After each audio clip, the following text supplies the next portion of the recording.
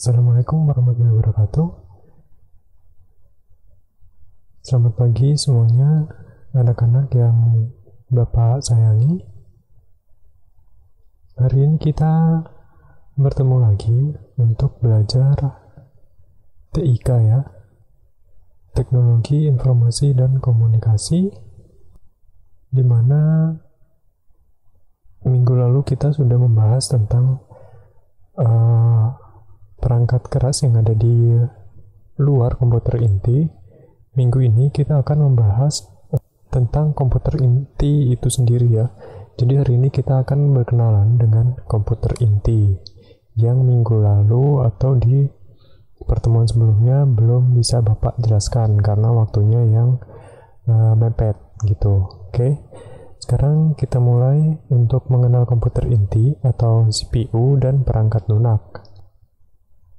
Kalian bisa lihat di sini untuk di gambar ini adalah sebuah satu unit komputer inti, di mana di dalam kotak ini masih banyak perangkat keras yang masuk golongan komputer inti atau bisa dibilang paling utama lah ya. Kalau misalnya nggak ada perangkat itu, komputer tidak akan bisa beroperasi. Apa itu komputer inti? Sebelum kita masuk lebih jauh, Bapak akan perkenalkan dari sisi luarnya dulu ya.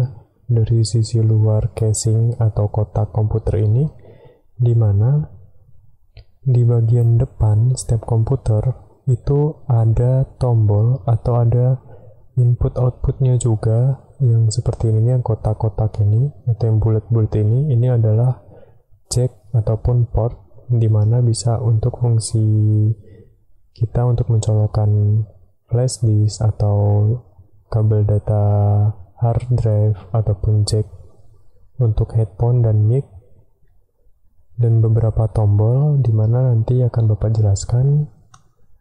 Yang pertama adalah tombol power ya, yang di paling atas ini, yang paling lingkari ini adalah tombol power, atau yang di bahasa Inggrisnya itu disebut dengan power button.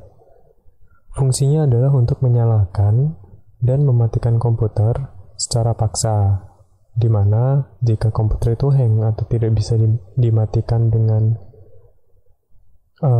cara untuk shutdown dari Windows-nya atau crash, bisa langsung menggunakan power button ini. Itu yang pertama. Dan yang kedua adalah restart button. Ini bukan tombol power ya, tapi tombol restart ya.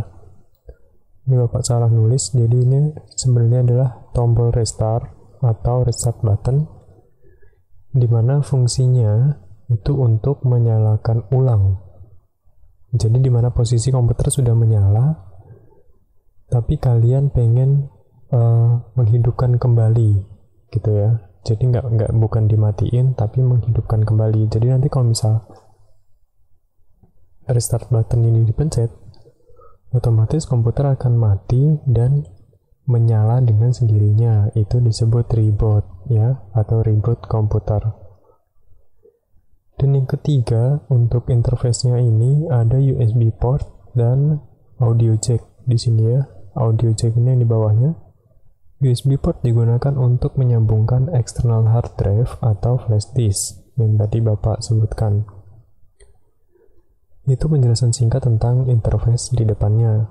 Bapak ulangi ya. Untuk yang gambar lingkaran pertama ini, fungsinya untuk menyalakan komputer dengan menekan tombol power.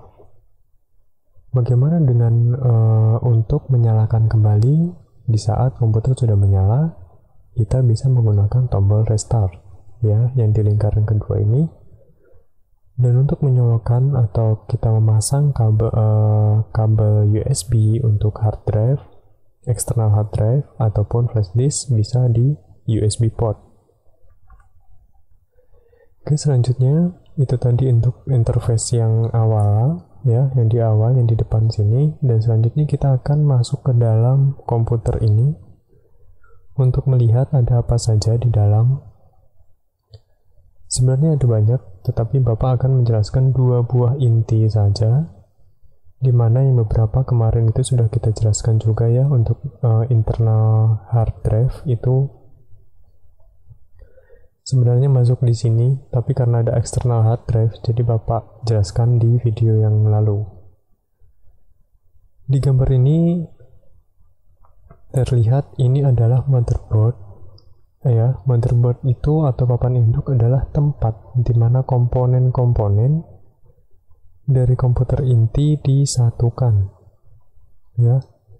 Jadi nanti di sini ada banyak komponen, seperti di sini ada CPU. Ya, ini Bapak gambar ya. Di sini ada untuk CPU. Di sini itu untuk VGA atau Visual Graphic Card, itu untuk menampilkan gambar ke monitor, itu lewat sini.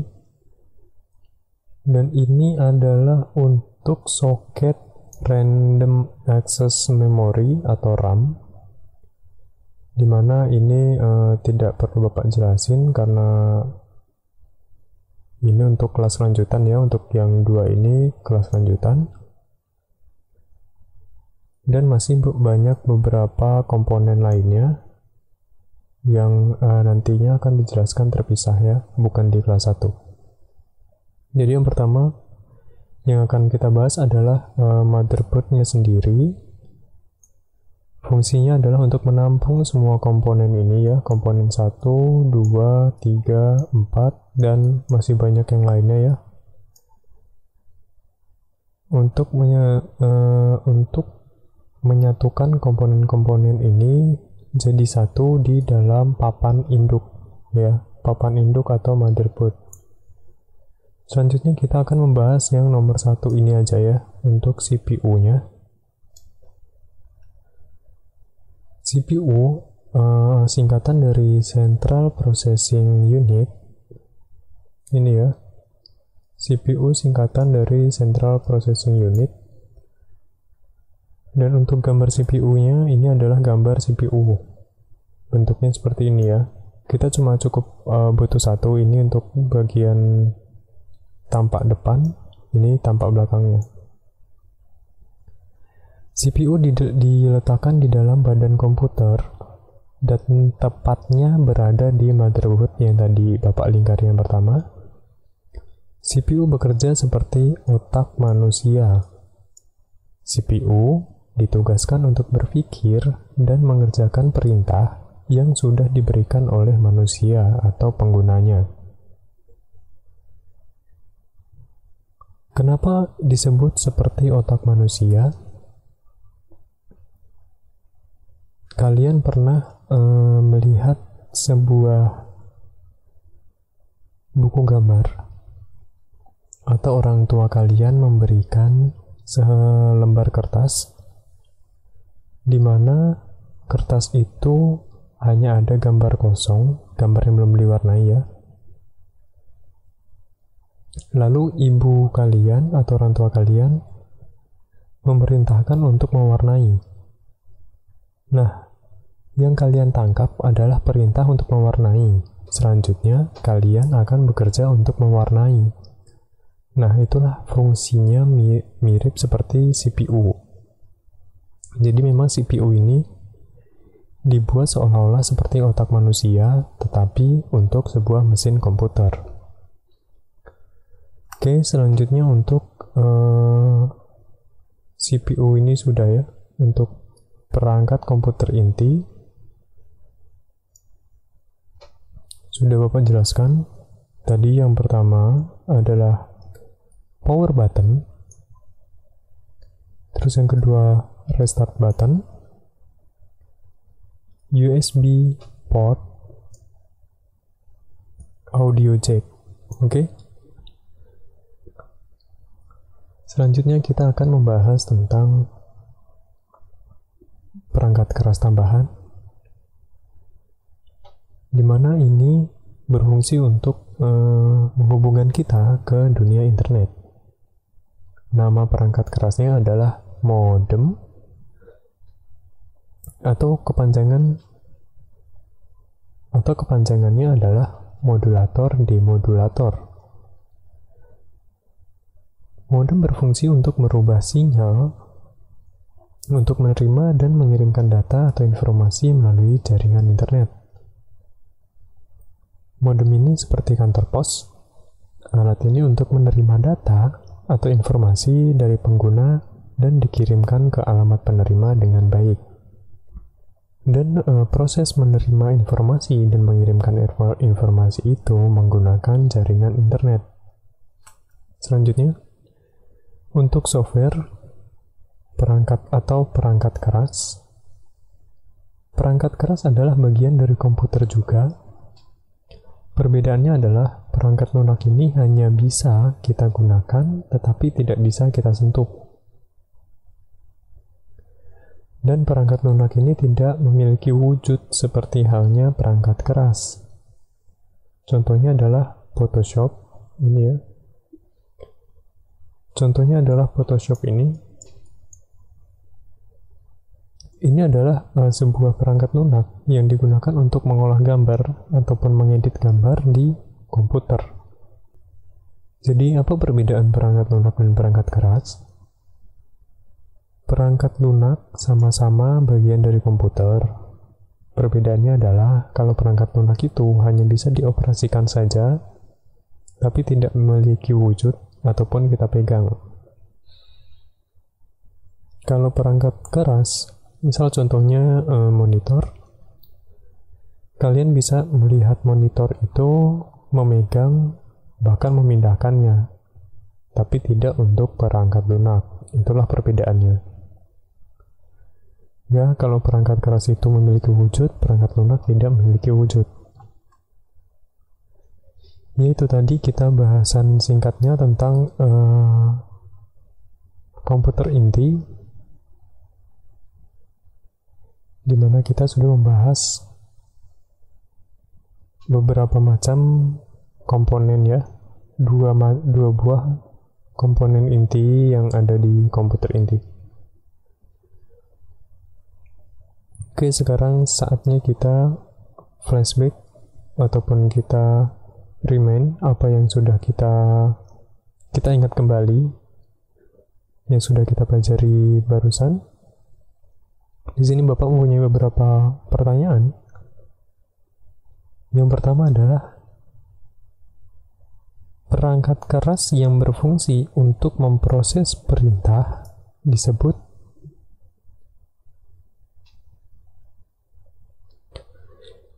clue-nya atau kata kuncinya adalah jika perangkat keras itu untuk memproses perintah, berarti dia adalah komponen inti di mana dia seperti otak manusia. Jadi, apa nama perangkat keras itu? Namanya adalah CPU. Oke. Penyebutannya menggunakan alfabet bahasa Inggris ya. Jadi yang pertama adalah C, yang kedua adalah P, dan yang ketiga adalah U atau CPU ya. Oke. Pertanyaan selanjutnya adalah jika kita ingin menyalakan komputer, kita menekan tombol. Tadi ada dua tombol, yang pertama untuk menyalakan, dan yang kedua untuk mereboot atau merestart. Jadi, jawabannya adalah tombol power. Oke, kalian ikut sebut juga, ulangi kata-kata Bapak. Jika kita ingin menyalakan komputer, kita menekan tombol power. Oke. Lanjut ke pertanyaan yang lain. Jika kita ingin menggunakan internet, perangkat keras apa yang harus kita miliki? Yang seperti kantor pos tadi? Jawabannya adalah modem. Oke, sekali lagi. Perangkat keras untuk menggunakan internet disebut modem. Oke. Kalian sudah bisa menyebutkannya? Lanjut ke pertanyaan yang terakhir. Oke. Perangkat atau alat yang dapat kita gunakan tetapi tidak dapat kita pegang disebut perangkat. Ini adalah lawan kata dari perangkat keras. Jadi apa?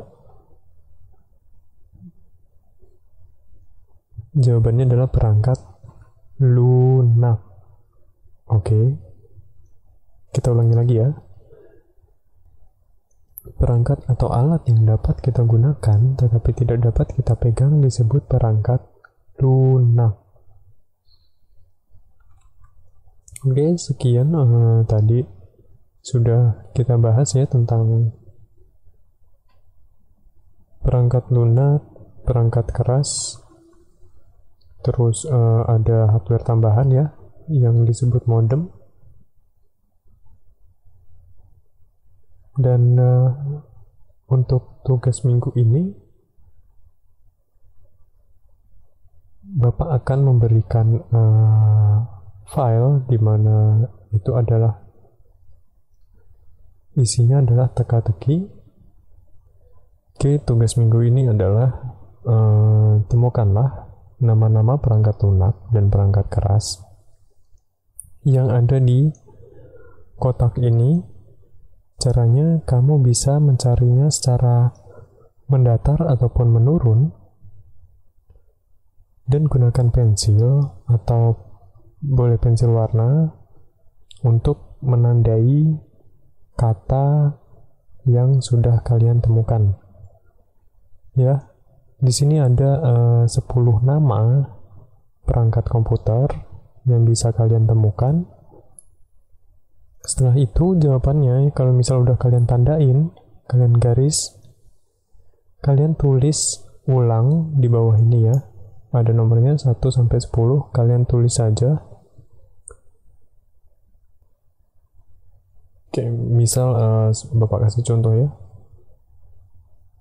Misal di sini ada kata printer. Nama printer, oke. Ini Bapak tandain.